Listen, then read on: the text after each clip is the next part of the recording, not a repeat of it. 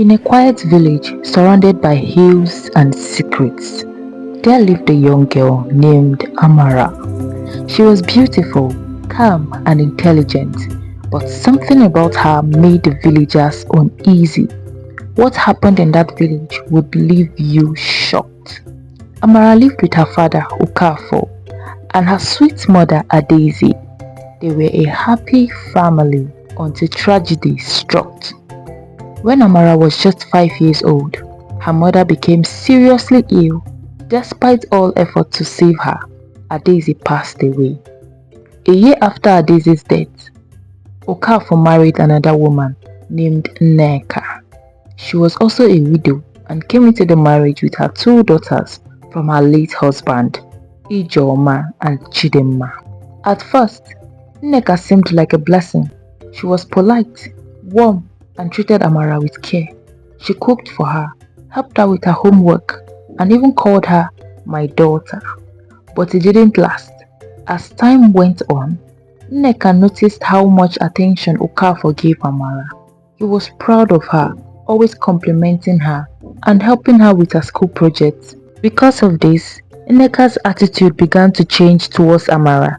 Slowly, her kindness turned cold and the real trouble began. Whenever Mr. Okafor was at home, Nneka wore a fake smile.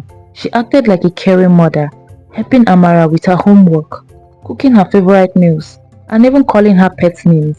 But once Okafor stepped out of the house or traveled, Nneka's true colors would show. She became cruel, shouting at Amara for the smallest things, beating her without reason, and giving her the most difficult chores. While Ifeoma and Chidinma relaxed or played around the house, Amara was forced to fetch water from the stream, sweep the entire compound, go to the market, even under the hot sun, and still return to cook and wash everyone's clothes. If Amara made even the smallest mistake, Nneka would punish her harshly. Sometimes she would be starved the entire day or beaten with sticks until she cried herself to sleep. Meanwhile, Nneka made sure her own daughters, Ifeoma and Chidinma, wore neat, beautiful clothes, while Amara was left with torn, faded rags. Even when Mr. Okafor bought new clothes or shoes for Amara, Nneka would find a way to secretly take them and give them to her daughters instead. Some days, just out of wickedness, Nneka would pour water into Amara's food or hide it completely, leaving the poor girl to go to bed hungry and weak. But despite everything, Amara kept silent. She never told her father what was happening.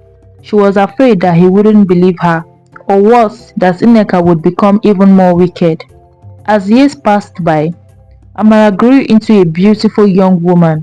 She was calm, respectful, hardworking, and intelligent.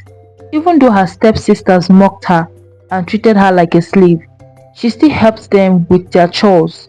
She never allowed bitterness to take over her heart. But Nneka's hatred grew stronger. Whenever villagers praised Amara's good character or admired her beauty, Nneka would become jealous and look for new ways to punish Amara. There were days she locked Amara outside at night, left her without food, or blamed her when anything went missing in the house. Amara became the family's punching bag. She was hated for no reason. As Amara grew older, her beauty spread across neighboring villages. Many suitors came bearing gifts, hoping to marry her, but after each visit, a strange tragedy would follow. One suitor drowned while returning home. Another fell ill mysteriously and died days later. Another was found dead in his room without any explanation. Fear spread quickly. People started talking and spreading rumors that Amara was cursed. Children were warned to stay away from her. Friends avoided her, and even her own father Okafor began to keep his distance. Nneka started adding to the rumors to destroy whatever peace Amara had left. She made sure Amara had no peace, no friends or hope, just loneliness and pain. Amara cried in secret, wondering why misfortune followed her. She started to believe maybe she truly was cursed, or maybe the gods had rejected her completely. One day, a wealthy and curious prince from a distant land, Prince Kelechi, heard the rumors about Amara. The story was unlike anything he has heard before. a girl so beautiful that every man who came close to her ended up dead. He didn't come to marry Amara, he came to see for himself. Quietly, he visited the village in disguise and stayed for days, watching Amara from a distance. What he saw confused him. She was kind to strangers, gentle with animals, and always helped the elderly even when they ignored her. He noticed something else too. No matter how much pain she carried, she never stopped smiling. He became curious. Could a cursed woman be this beautiful and kind? Prince Kelechi's curiosity grew. He began asking silent questions, observing Amara closely. He noticed that each man who died had one thing in common. They all ate or drank the special blessing wine Nneka always prepared specially for them. But he had no proof.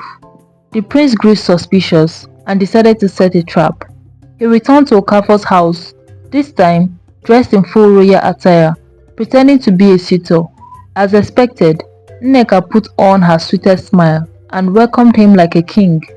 Before long, she brought out the special blessing wine, a thick sweet-smelling drink she insisted all suitors must taste. Kelechi smiled and accepted it, but never drank. Instead, while Nneka was distracted, he quietly passed the wine to his guard, who swapped it with another wine they had brought. That night, Kelechi took the wine to a powerful Dibia, a respected spiritual seer known for uncovering hidden truths. The room was quiet as the Dibia examined the wine. Moment later, his expression darkened. "This is no blessing wine," he said coldly. "It's laced with charms and deadly herbs, meant to kill slowly and without trace. Whoever drinks this won't see the next moon." The prince's heart pounded. The rumors were true.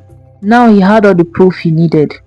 The next morning, Prince Kelechi returned to the village square, but this time he wasn't alone. The village chief's elders and a few trusted guards followed closely behind.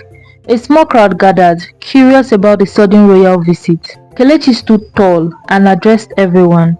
"I did not come to marry Amara," he began. "I came to find the truth, and I have found it." Gasp filled the air.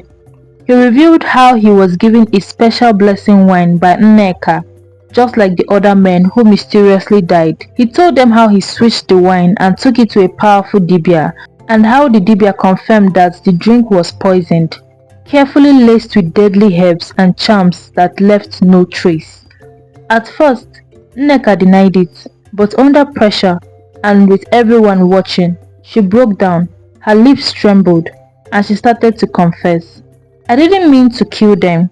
I just wanted my daughters to have the best."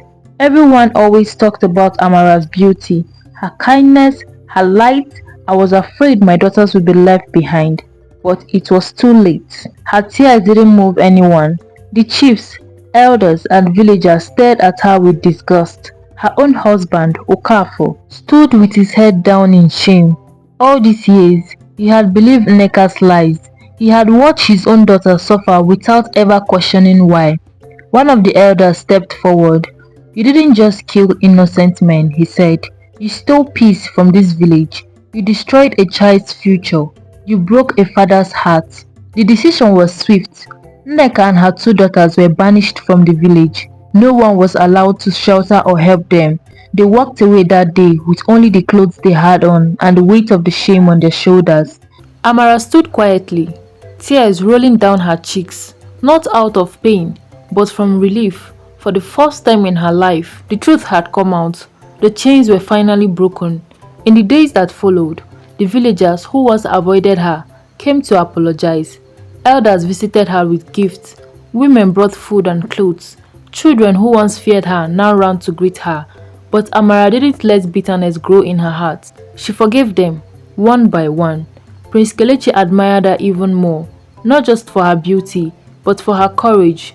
Though he returned to his kingdom, he always spoke of the brave girl who turned pain into purpose. And in that quiet village, surrounded by hills and memories, Amara's name was no longer spoken with fear, but with respect. What would you have done if you were in Amara's shoes? Do you think forgiveness made her stronger, or would you have chosen a different path? Share your thoughts in the comments. I would love to hear from you. If you found this video interesting, please don't forget to like, drop a comment and share.